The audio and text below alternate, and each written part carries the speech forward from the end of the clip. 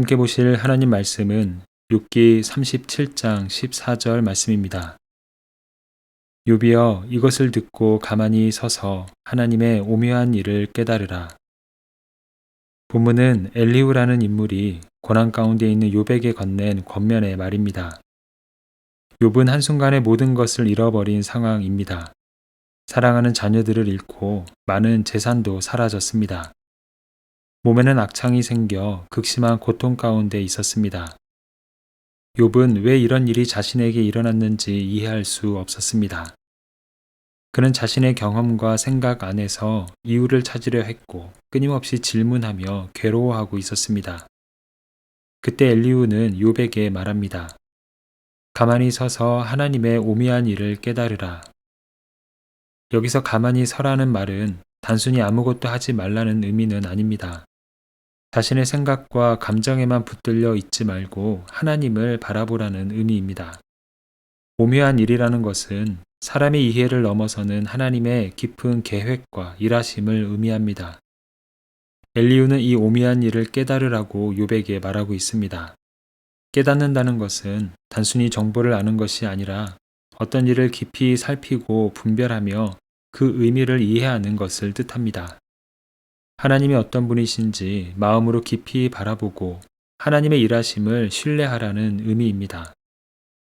어두운 시간을 보내고 있는 욥에게 엘리후가 원했던 것은 하나님의 오묘하심을 깨닫는 것이었습니다. 하나님이 누구신지, 하나님이 인생을 향하여 어떻게 일하시는지를 깨달을 때에 어둠을 이길 수 있기 때문입니다. 결국 욥은 하나님의 오묘하심을 깨닫습니다. 어둠 속에서도 여전히 인생을 붙들고 계시는 하나님의 섭리, 그리고 고난 속에서도 한 사람을 포기하지 않으시는 사랑을 깨달았습니다. 그리고 그 순간 어둠의 시간을 벗어납니다. 하나님이 주신 깨달음이 한 줄기 빛이 되어 욥이 겪고 있는 어둠의 시간을 벗어나게 하셨습니다. 누군가 사람에게 꼭 맞아야 할 침이 있다고 이야기를 했습니다. 그것은 바로 깨우침이라는 침입니다.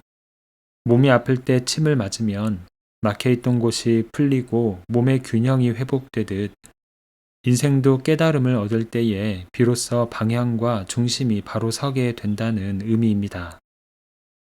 사람들은 인생 중에 찾아오는 고난의 시간이 꼭 필요하다고 말합니다. 고난이 결국 유익이 되기 때문입니다. 하지만 고난 자체가 유익은 아닙니다.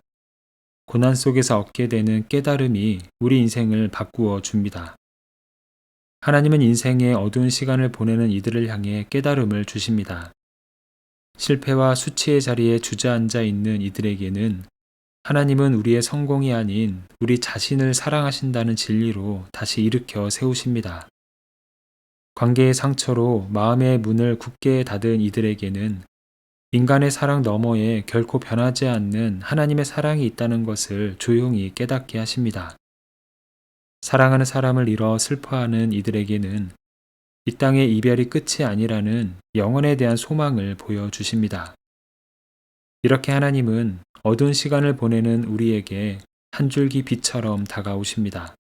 깨달음을 통해 어둠의 시간을 벗어나게 하시고 어둠의 시간이 오히려 우리에게 유익이 되는 시간이 되게 하십니다.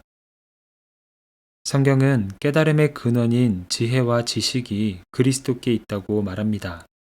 골로새서 2장 3절의 말씀입니다. 그 안에는 지혜와 지식의 모든 보화가 감추어져 있느니라. 또한 하나님을 찾는 자에게 모든 것을 깨닫게 하신다고 말합니다. 잠언 28장 5절 말씀입니다. 여호와를 찾는 자는 모든 것을 깨닫느니라. 줄탁동시라는 말이 있습니다. 어미닭이 알을 품고 있다가 때가 되면 밖에서 알을 두드리기 시작합니다. 그러면 알 속에 있던 병아리도 그 소리를 따라 안에서 부리로 껍질을 치기 시작합니다. 어미는 다시 그 소리가 나는 부분을 두드리고 병아리도 안에서 함께 반응하며 마침내 껍질이 깨집니다. 그 순간 어두운 알 안에 갇혀있던 병아리는 세상 밖으로 나옵니다. 어두운 시간 속에 머물고 있는 이들을 향해 하나님은 깨달음을 주고 계십니다. 어둠의 시간을 뚫고 나오도록 두드리시는 것입니다. 말씀으로 깨달음을 주시고 성령의 감동으로 깨달음을 주십니다. 그러하기에 인생의 어둠의 시간 속에서도 늘 희망이 있습니다. 우리를 끝까지 깨우치시며 새로운 길로 이끄시는 하나님이 함께하시기 때문입니다. 욥은 하나님 주시는 이러한 깨달음으로 어둠의 시간을 벗어났습니다. 욥을 향해 깨달음을 주신 하나님은 말씀과 성령으로 우리의 인생을 두드리시며 새로운 삶으로 이끌어 가고 계십니다. 말씀과 성령을 통해 주시는 깨달음으로 하나님의 뜻을 분별하며 믿음의 길을 걸어가는 복된 하루가 되기를 소망합니다. 함께 기도하겠습니다. 사랑의 주님, 때로 찾아오는 어둠의 시간 속에 늘 우리에게 깨달음의 빛으로 찾아오심에 감사를 드립니다. 이해할 수 없는 일들과 설명되지 않는 고난 앞에서 원망과 두려움으로 마음이 메말랐던 연약함을 고백합니다. 때로 찾아오는 어둠의 시간 속에서도 여전히 우리 인생을 붙들고 계시는 주님의 섭리를 신뢰하며 나아갑니다. 우리의 마음을 깨우치시는 성령의 감동을 따라 살아가게 하시고 어둠의 시간조차 믿음의 유익으로 바꾸시는 주님의 손길을 경험하게 하여 주시옵소서. 이 시간 어려움에 처한 이들과 환우들을 주님의 손에 올려드립니다.